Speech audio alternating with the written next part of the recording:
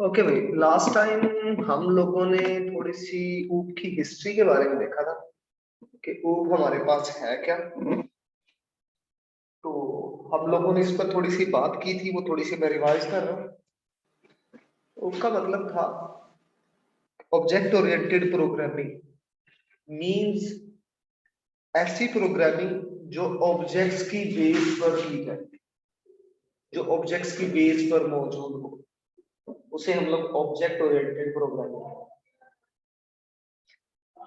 अब ऑब्जेक्ट्स को क्रिएट करने के लिए हमें ब्लूप्रिंट क्रिएट करना पड़ता है। अब ये ऑब्जेक्ट हमारे पास क्या है, वो मैंने लास्ट टाइम आप लोगों को ये बताया था कि जिस तरीके से हम लोगों ने डेटाबेस में एंटिटी पढ़ी थी, एनीथिंग, कोई भी एक चीज जो इस दुनिया में एग्जिस्ट कर रही है वो ऑब्जेक्ट कहलाती है, और ऑब्जेक्ट की कुछ ना कुछ प्रॉपर्टीज और कुछ ना कुछ फंक्शनैलिटीज होती है जिसकी बेस पर हम लोग उसे ऑब्जेक्ट कहते हैं। उस ऑब्जेक्ट को बनाने के लिए हमारे पास किसी न किसी क्लास का हमें सहारा लेना पड़ता है। तो इसके बारे में भी हम लोगों ने थोड़ा सा देखा था कि क्लास हमारे पास क्या है। हम लोगों ने कहा था class is a blueprint who can create the same type of objects। ठीक है, मतलब क्लास एक ऐसा ब्लूप्रिंट है जो सेम टाइप ऑफ ऑब्जेक्ट बनाएगा, मींस उनकी प्रॉपर्टीज या उनके एट्रीब्यूट्स भी सेम होंगे और उनकी फंक्शनैलिटी भी सेम होंगी, लेकिन फंक्शनैलिटी के अगेंस्ट उन प्रॉपर्टीज में लाजमी नहीं है कि वैल्यू सेम। लाइक नेम आपकी प्रॉपर्टी है तो हर एक का नेम डिफरेंट है, रोल नंबर आपकी प्रॉपर्टी है, रोल नंबर डिफरेंट है। ठीक है, तो ये इस तरीके से वो एट्रीब्यूट सेम हो गए, लेकिन हमारे पास क्या होता है कि उनकी जो वैल्यूज होती है वो डिफरेंट होती है। अब ऑब्जेक्ट ओरिएंटेड प्रोग्रामिंग हम लोग इंप्लीमेंट क्यों करते हैं? इसलिए कि हमारे रियल वर्ल्ड प्रॉब्लम को हम इजीली एंड क्विकली यूज कर सकते हैं, एक चीज।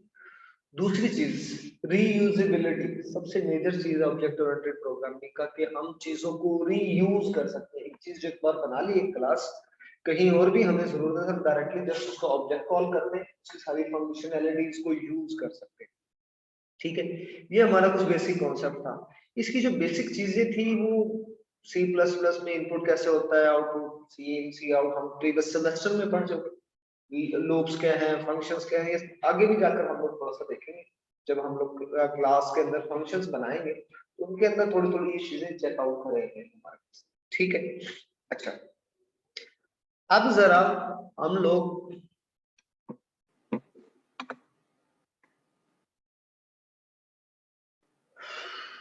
क्या हो गया,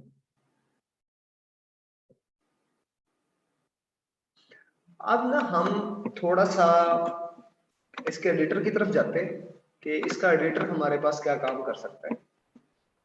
इसके लिए हम जो एडिटर यूज कर रहे हैं इस वक्त वो कोड ब्लॉक है। इसी तरह के और बहुत सारे आईडीज अवेलेबल हैं जिनको हम लोग object oriented programming using C plus plus के लिए यूज कर सकते हैं। लाइक आप लोग विजुअल स्टूडियो यूज कर सकते हो, या इसके अलावा और भी बहुत सारे आपके एडिटर्स मौजूद हैं। Turbo C plus plus use कर सकते हैं, Dev C plus plus use कर सकते हैं, क्योंकि हम लोगों ने प्रीवियस सेमेस्टर में इसी पर थोड़ा बहुत काम किया था, तो डेफिनेटली इसका थोड़ा सा हम इसको यूज टू है इससे, तो इसलिए हम लोग इसी को इस्तेमाल करेंगे। अब तरीकाकार वही है, फाइल में जाएंगे, न्यू फाइल क्रिएट करेंगे, सेम जिस तरीके से एक सिंपल फाइल क्रिएट करते थे। इसको हम लोगों ने सेव करना है। अब मैं सेव भी अपने फोल्डर में ही कर देता हूँ जहाँ पर हमारा एडीपी थर्ड सेमेस्टर मौजूद है। ओके, और डॉट सी प्लस प्लस ये लाजमी लगाइएगा ताकि एक्सटेंशन आए। इसके बाद हम लोग लाइब्रेरी इंक्लूड करते थे, क्या करते थे, हैश इंक्लूड आयो आयो स्ट्रीम, यही है, यूजिंग नेम स्पेस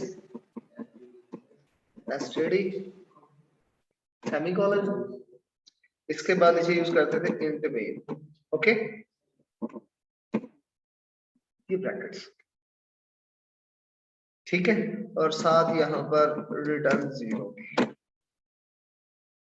ये हमारा एक बेसिक स्ट्रक्चर था जो सी प्लस प्लस में हम लोग यूज करते रहे, सिंपली प्रोग्राम्स किए, इक्वल्स, लूप्स, एरे, ठीक है, स्ट्रक्चर, ये सारी चीजें हम लोगों ने इसमें डेवलप की।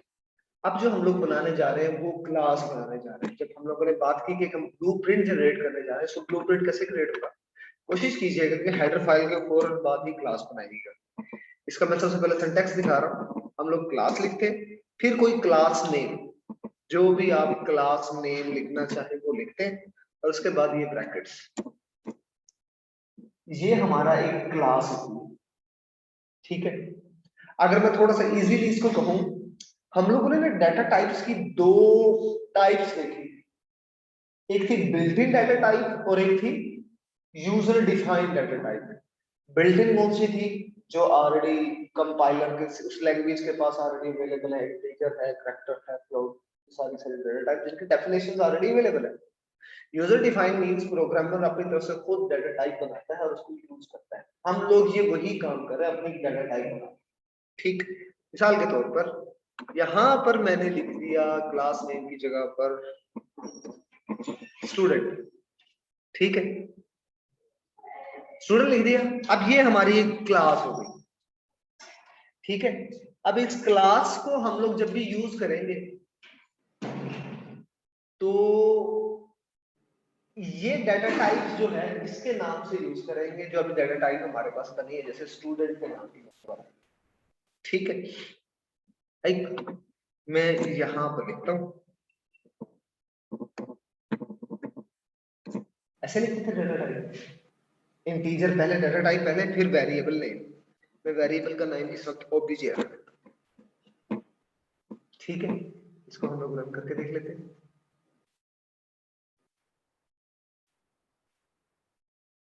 ओके, रन हो गया, मींस कोई एरर नहीं, मींस ये एक डाटा टाइप है और ये उसका एक वेरिएबल। जैसे इंटीजर में ए बी सी डी लिखते थे, लाजमी नहीं है कि मैंने ए बी ओबीजे लिखा है, this one is also object. अब ये जो ए ऑब्जेक्ट है किसका, स्टूडेंट क्लास का।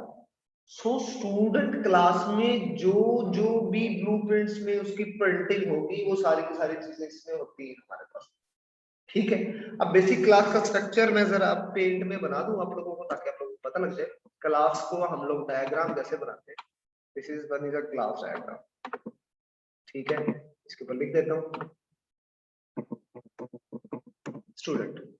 ओके, अब इसके ना दो portion, general,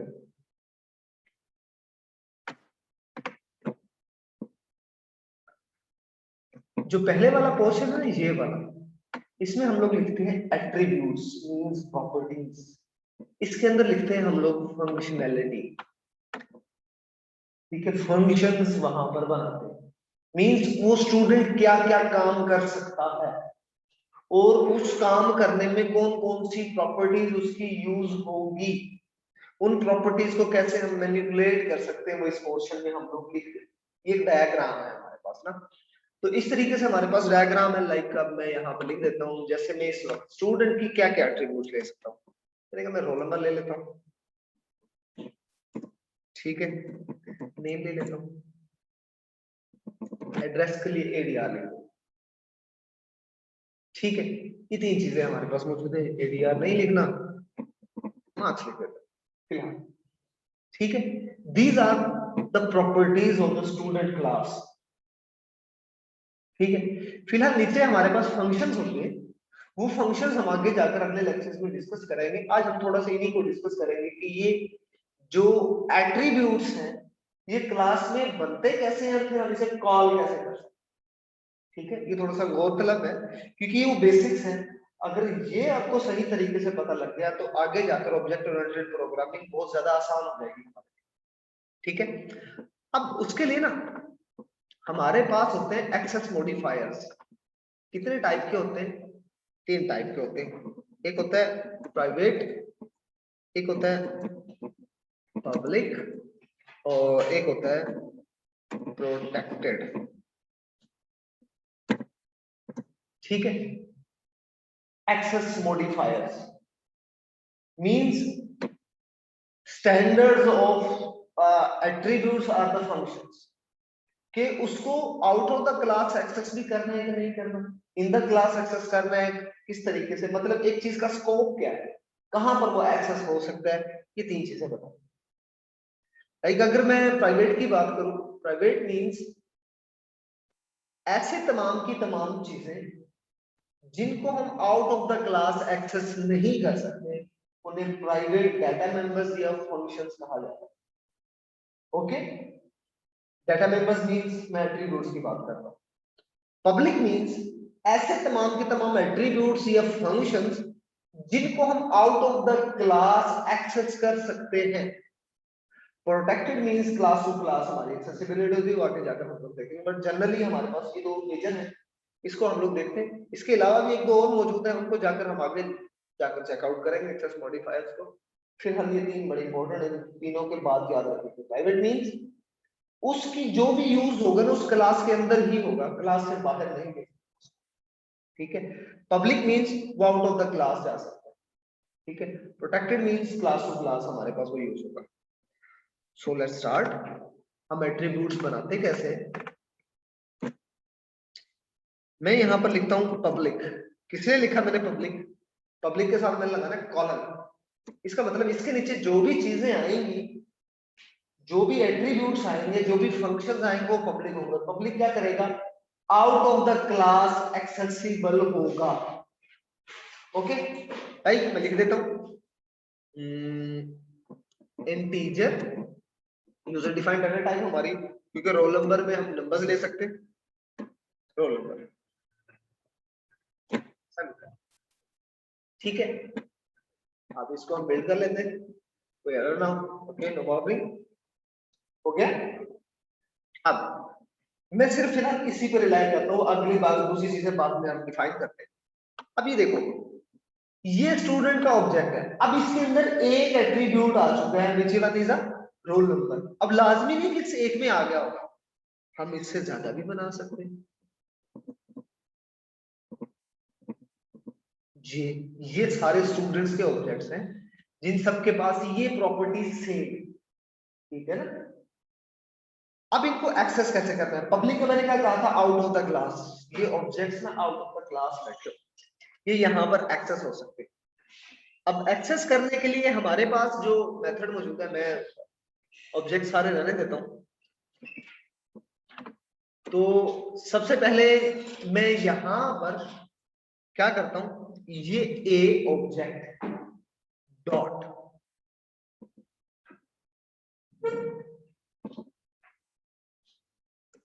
role number is equal to 50। मैंने इस ऑब्जेक्ट को ना वैल्यू दे दी, बाद में हम इनपुट आउटपुट करेंगे, फिलहाल हम लोग ये देखना चाह रहे हैं। अब मैं इसको एक बार बिल्ड करके चेक कर लेता हूँ, कहीं कोई एरर तो नहीं, रन करके देख लेते हैं, कोई एरर नहीं है हमारे पास। ओके, अब मैं इसको डिस्प्ले, अब देखो मैंने किया क्या, मैं डायरेक्टली रोल नंबर नहीं लिख सकता, ठीक है। मुझे उस ऑब्जेक्ट के, क्यों? क्योंकि ये इस ब्लूप्रिंट से बने हुए ऑब्जेक्ट्स हैं, इसके अंदर जो जो प्रॉपर्टीज है वो इनके थ्रू ही हम डायरेक्टली एक्सेस कर सकते हैं।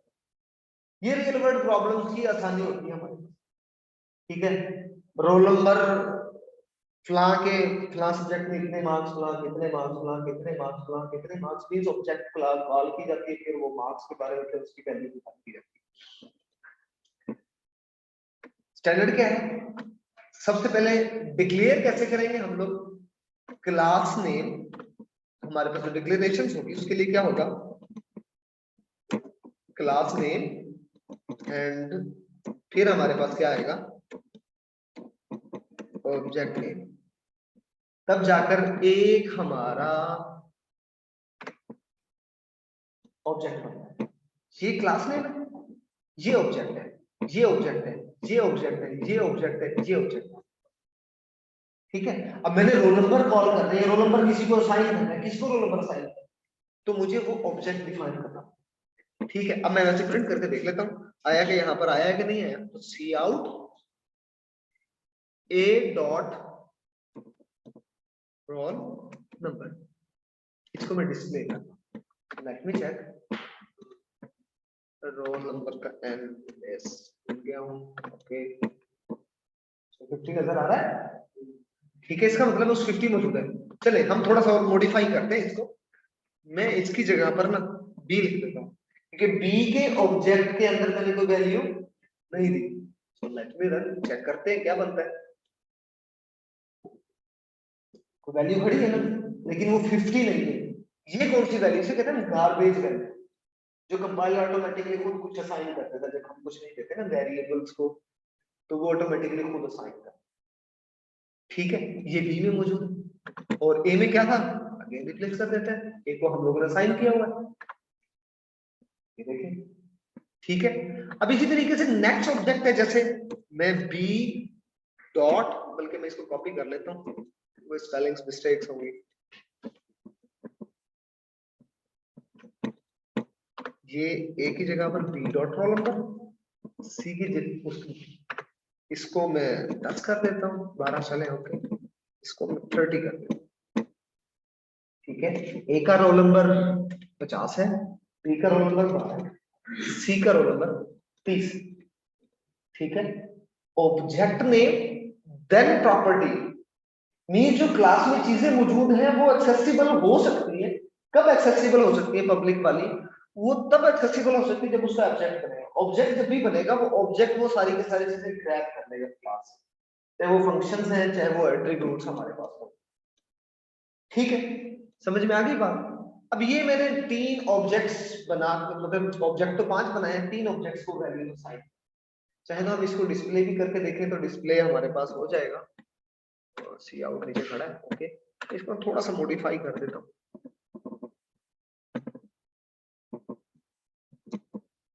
ए इक्वल लिख देता हूँ, फिर इसके बाद में इसे एंटर प्रेस करके इसी को कॉपी कर लेते हैं। पहले मैं सी का दे देता हूँ, ठीक, ये सी डॉट रोल नंबर, फिर मैं बी का दे देता हूँ, बी डॉट। लाजमी नहीं है कोई भी सीक्वेंस में ऑब्जेक्ट की वैल्यू असाइन करनी, तभी कोई सीक्वेंस की जरूरत नहीं जी, पहला ऑब्जेक्ट फिर वो उसको नहीं, इसको मर्जी आप करना।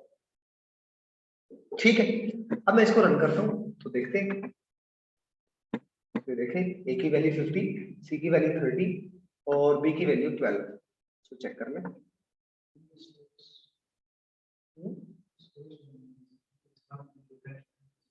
चले जी, हम लोग बैकस्लैश n का यूज कर लेते हैं। ये बैकस्लैश n, ये हमारा बैकस्लैश n, ओके, अब मैं इसको रन करता हूँ। ठीक है, तो ये हमारी वैल्यूज थी। मींस जब भी कोई वैल्यू किसी ऑब्जेक्ट को देनी है तो उसके लिए करना क्या है, ऑब्जेक्ट नेम डॉट, या तो अभी तो फिलहाल जो हम पढ़ रहे हैं, फिलहाल के लिए मैं कह रहा हूं एट्रीब्यूट नेम, आगे फंक्शंस की बात करेंगे तब हम लोग इनको प्राइवेट करके आगे चलेंगे। तो तरीकाकार क्या, सबसे पहले क्लास बनेगी, जो जो ऑब्जेक्ट भी हम लोगों को बनाने हैं वो ऑब्जेक्ट्स यहां पर बनाएंगे और फिर उसके बाद जाकर आगे हम लोग काम। ठीक है, जब ऑब्जेक्ट एट्रीब्यूट्स बन जाएंगे, these are the attributes are the data members, जो भी कह सकते हैं, उसके बाद वो क्लास से, अब मैं ना स्टूडेंट में डबल टी भी लगा दूं ना तो मुझे एरर देगा, क्योंकि ये क्लास मेरे पास है ही नहीं, आप जिस क्लास को मुझे डिफाइन कर रहे हैं। ये देखें, कहते हैं स्टूडेंट छोड़ दे भाई, देखिए student was not declared in this scope, क्योंकि डबल टी वाला डिक्लेयर नहीं, हमारे पास जो क्लास है, हमारी जो डाटा टाइप बनी है सिंगल टी के साथ बनी, लाइक मैं लिखूं यहाँ पर ह्यूमन लिखूं पॉसिबल नहीं। सो जैसा आपका ब्लूप्रिंट्स बना हुआ है वो वैसे वैसे ही प्रिंट्स जनरेट कर सकते। ठीक है, अब उन प्रिंट्स के अंदर वो ही क्वालिटीज होंगी, वो ही एट्रीब्यूट्स होंगे जो उसके ब्लूप्रिंट के हैं। ठीक है, समझ में आ गई, कोई प्रॉब्लम इसके अंदर नहीं? प्रॉब्लम, चलिए अब हम थोड़ा सा इसको एनहेंस करते हैं। रोल नंबर इंटीजर में मैं एक और चीज ले लेता हूं which is marks, ठीक है, फिर स्ट्रिंग में ले लेते हैं हम लोग नेम, ये 3 डाटा मेंबर्स हमारे पास मौजूद है। साथ के साथ इसको बिल्ड कर लिया करें ताकि आपको जो एरर्स हैं वो नीचे नजर आते रहेंगे। यहाँ बॉटम में देखिए ये एरर्स हमारे, उसने क्या कहा है कि 0 एरर है, कोई वार्निंग नहीं है, ठीक है, एग्जीक्यूशन टाइम 0 मिनट हमारे पास 0 सेकंड, इसी तरह उसने। ओके, अब देखें, अगर हम देखें तो एक स्टूडेंट जो है ना वो ए है, अब उसको क्या करना है, ए के अंदर क्या क्या चीजें मौजूद होंगी, नेम भी, रोल नंबर भी और मार्क्स भी। बी के अंदर भी नेम, रोल नंबर, मार्क्स। ये सेम ऐसे जैसे आप लोग तमाम स्टूडेंट्स हैं, आप सबकी प्रॉपर्टी कॉलेज के लिए सेम है। आपका नेम है, आपका रोल नंबर या रजिस्ट्रेशन नंबर कह सकते हैं, आपके सब्जेक्ट्स हैं, फिर उन सब्जेक्ट्स के मार्क्स हमारे पास होते हैं। ठीक है, फिर कॉलेज नेम भी है, तो उनमें वैल्यूज तो डिफरेंट हो सकती है। इसका सबसे बड़ा फायदा ये है, जस्ट मुझे ऑब्जेक्ट नेम का इशू होगा, ऑब्जेक्ट नेम जो भी मैं डिक्लेयर कर लूं, उसके बाद तो मुझे पता है एट्रीब्यूट सबके लिए सेम। सो किसी प्रॉब्लम को डील करना आसान हो जाता है। अगर मैं थोड़ा सा इसको और थोड़ा सा वैल्यूएट करूं, मैं ऐसे वैल्यूएट कर देता हूं, लाइक मुझे नेम 50 स्टूडेंट्स के स्टोर करने के, रोल नंबर 50 स्टूडेंट्स के, और एक सब्जेक्ट के मार्क्स 50। अगर मैं सिंपल वेरिएबल बनाऊं तो कितने वेरिएबल्स बनेंगे, अगर मैं क्लास नहीं बनाता तो कितने वेरिएबल्स बनेंगे, 150। 50 रोल नंबर्स के लिए, 50 नेम के लिए, और 50 आपके मतलब मार्क्स के लिए। ओके, चले समहाउ मैं एरे कह देता हूँ, 50 का एरे वो बनेगा, 50 का एरे वो बनेगा, एटलीस्ट फिर भी मेमोरी तो खैर वही है, लेकिन फिर भी वो इंडेक्सिंग की यूटिलाइजेशन और बड़ी प्रॉब्लम हमारे। फिर मुझे ये नहीं पता मैं 5वें इंडेक्स पर कौन सा रोल नंबर लिख के आया था, तो 5वें इंडेक्स पर क्या वही लिंक प्लेस किया कि नहीं किया नेम वाले एरे के अंदर, क्या मार्क्स वाले एरे के अंदर 5वें इंडेक्स पर उसी के मार्क्स एंटर किए कि नहीं किए, ये कॉम्प्लिकेशन। अब अगर मैं क्लास से बनाता हूँ स्टूडेंट की, तो मुझे कितने बनाने पड़ेंगे, सिर्फ फिलहाल वेरिएबल्स की बात कर लेते हैं, की बात नहीं करते, 50 में बस। उधर कितने, 150, पूरे कितनी कमी आ गई, 100। ठीक है, चलिए समहाउ हम उनके 3 एट्रीब्यूट्स को भी काउंट कर लेते हैं, रोल नंबर और मार्क्स। 53 वेरिएबल्स हम लोगों ने डिफाइन किए, जिससे हमें 150 की जो कॉम्प्लिकेशन थी उससे बच गया। अब इसका फायदा भी, क्योंकि हर ऑब्जेक्ट के अंदर अपना पूरा रिकॉर्ड स्टोर है, उसका नेम भी वही स्टोर है, उसका रोल नंबर भी, उसका फादर नेम भी, उसका एड्रेस भी, नंबर ऑफ सब्जेक्ट्स के मार्क्स। अब मुझे कॉल करना सिर्फ उसी ऑब्जेक्ट को, जो भी चीज निकालनी है मैं डायरेक्टली निकाल सकता हूं, तो उसको हैंडल करना बड़ा इजी हो जाता है। ठीक है, ओके। अब यहां पर मैं नेक्स्ट देता हूं, a dot name is equal to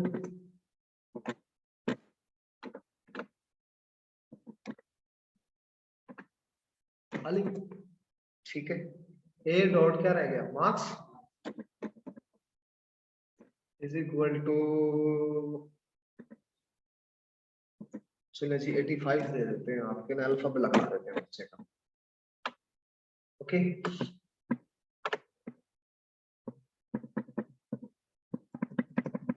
फिलहाल अब मैं यहाँ पर थोड़ी सी चेंज कर लेंगे, उसके बाद हम लोग देख लेंगे। अब मैंने क्या, एक ऑब्जेक्ट बनाया, अब देखो डील करना कितना आसान होगा, ए डॉट रोल नंबर,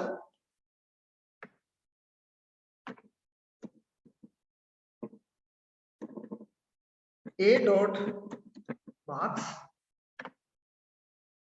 और इसी तरीके से ए डॉट नेम, उल्टा हो गया, ए डॉट नेम। ठीक है, मैं यहाँ भी थोड़ी सी वो एडिटिंग कर देता हूँ ताकि हमें वो नजर आता रहे। Roll number, marks, name.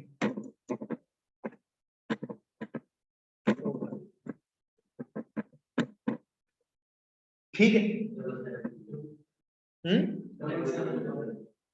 क्या डबल है, अच्छा डबल, वो उसका कोई इशू नहीं, वो एरर नहीं देगा बराबर, उसको 2 लाइन काउंट कर लेगा, रोल नंबर, मार्क्स, किसी एक ही ऑब्जेक्ट का रिकॉर्ड निकाल। ठीक है, इसमें किसी को इशू, हमने किया क्या, हम लोग इस तरीके से डिफाइन करते हैं, एक स्टूडेंट की क्लास बनाओ जिसके 3 एट्रीब्यूट्स लिखने हैं जी, रोल नंबर इंटीजर टाइप का, ये नंबर टाइप का हो, नेम आपका स्ट्रिंग टाइप का होना चाहिए, और जो मार्क्स है वो भी इंटीजर टाइप के हो। तो हम लोगों ने क्या किया, हम लोग आए, सबसे पहले हमने क्लास का नेम देखा, वो क्लास नेम स्टूडेंट था, हमने स्टूडेंट लिखा। फिलहाल क्योंकि हम लोग फंक्शंस की तरफ की बात करें, तो हम लोग इसका एक्सेस मॉडिफायर्स जो है ना वो पब्लिक करते हैं। पब्लिक कौन सा होता है, जो out of the class accessible है, जैसे अभी हमें एक्सेस हो, ठीक है। अगर ये सेम चीज अगर ये पब्लिक हो जाए आपकी एलएमएस की, तो आप लोगों के लिए बड़े आसानी, आप अपने ऑब्जेक्ट के मार्क्स को कॉल करेंगे सब्जेक्ट के, वो सारे 85 कैसे लगा देंगे, वो भी अपडेटेबल है ना, ये अपडेट कर रहा है। लेकिन वो क्या करते हैं, उसे प्राइवेट करते हैं अपने तक, आपको यूजिंग थ्रू फंक्शन सिर्फ उसकी वैल्यूज भेज देते हैं इनके रिजल्ट्स में। ओके, तो ये क्लास बनाई, ये एट्रीब्यूट्स जो उस क्लास में अभी हम लोगों को पता है, उसको हम लोगों ने पब्लिक किया। पब्लिक लिखने के बाद कॉलन लगा। अब ये देखो क्लास की ब्रैकेट है, तो ब्रैकेट क्लोज के बाद सेमीकोलन भी लगाओ, ये बात याद रखिएगा। इसी तरह इंटीजर में मार्क्स, स्ट्रिंग में हमारे पास वो नेम लिख लिया हम लोगों ने। इसके बाद आकर हम लोगों ने उसका ऑब्जेक्ट बनाया। मैं सारे ऑब्जेक्ट फिलहाल डेल कर देता हूँ, ये ऑब्जेक्ट, ठीक है। अब इस ऑब्जेक्ट को वैल्यू असाइन की हम लोगों ने, ठीक है, वैल्यूज दे दी हम लोगों ने। एक और ए का, ए को खुद नहीं दे सकते, ए को डायरेक्ट एक वैल्यू दे पॉसिबल नहीं, ए बाय सेल्फ ऑब्जेक्ट है, ऑब्जेक्ट के अंदर चीजें मौजूद होती, तो उनको उनके रोल नंबर, नेम और मार्क्स, क्योंकि स्प्लिट स्टूडेंट में सिर्फ इतनी चीजें मौजूद थी जिनको हम लोगों ने वैल्यू, ठीक है। इसको रिसीव करने का भी यही मेथड है। अब इक्वल करके वैल्यू दे रहे हैं तो इनको वैल्यू मिल रही है, और वैसे लिख रहे हैं तो वैल्यू हमें एक्सेस हो रही है। ये वेरिएबल्स को इसके पीछे लगा देंगे तो वो वैल्यू निकाल कर उस वेरिएबल को भी दे देगा, ठीक है। समझ में आ गई? कोई प्रॉब्लम इसके अंदर? कोई मसला नहीं है। अच्छा, अब इसी तरीके से मैं एक और ऑब्जेक्ट बना लेता हूं ताकि मैं दिखा सकूं, बाद में हम मिक्स भी कर देंगे।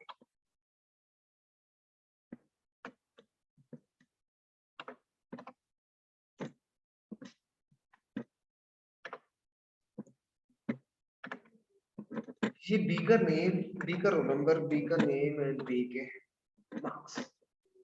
ओके, मैं इसको इंस्टेड दिस 10 प्लेस कर देता हूँ, और मैं इसको 75 कर देता हूँ। मैं इसको इससे 7 कर देता हूँ, ठीक है। मैं इससे 7 ओके। तो अब ये दो ऑब्जेक्ट्स की वैल्यूज आ गई। अब मैं दोनों को प्रिंट करवा लेता हूँ। पहले ये प्रिंट है ना, सेम उठाया मैंने, इसको पेस्ट कर दिया यहाँ पर।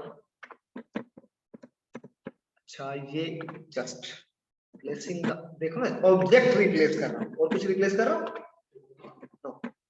अब मैं एक यहाँ पर ना थोड़ा सा सेपरेशन की खातिर ना सी आउट एक लाइन डाल देता हूँ, बैकस्लैश एन,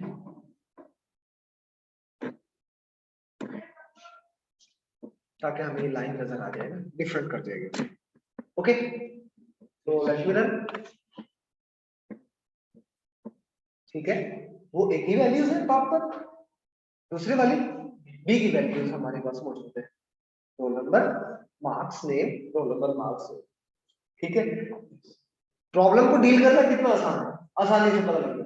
कल को हमें आगे जाकर जब इसकी कॉम्प्लिकेशन शुरू करेंगे, कंपैरिजन करेंगे जी 5 स्टूडेंट्स में से गेस करो सबसे हाईएस्ट मार्क्स के, तो आसान हो जाएगा। ए के मार्क्स बी के मार्क्स से बड़े हैं तो वो बड़ा है, अगर बी के सी से, तो मैक्स वाला जैसे है, मैक्स को हम असाइन कर देंगे। तो इसमें कोई इशू, कोई प्रॉब्लम नहीं है? पक्का? अच्छा अच्छा,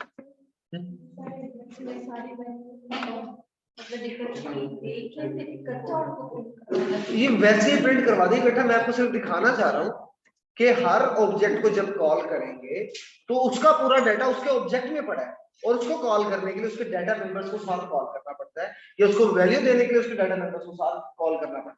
चाहे वैल्यू देनी है चाहे वैल्यू लेनी है, हम वेरिएबल के साथ दो ही काम करते हैं, या तो उसको वैल्यू देते हैं या उससे वैल्यू लेते हैं। सेम इसी तरीके से आपके एट्रीब्यूट्स के साथ या डाटा मेंबर्स के साथ भी यही काम होता है, लेकिन यहाँ पर जब डाटा मेंबर्स के साथ जब भी काम होगा उस वक्त उसका ऑब्जेक्ट का नेम साथ के साथ लगेगा, ठीक है।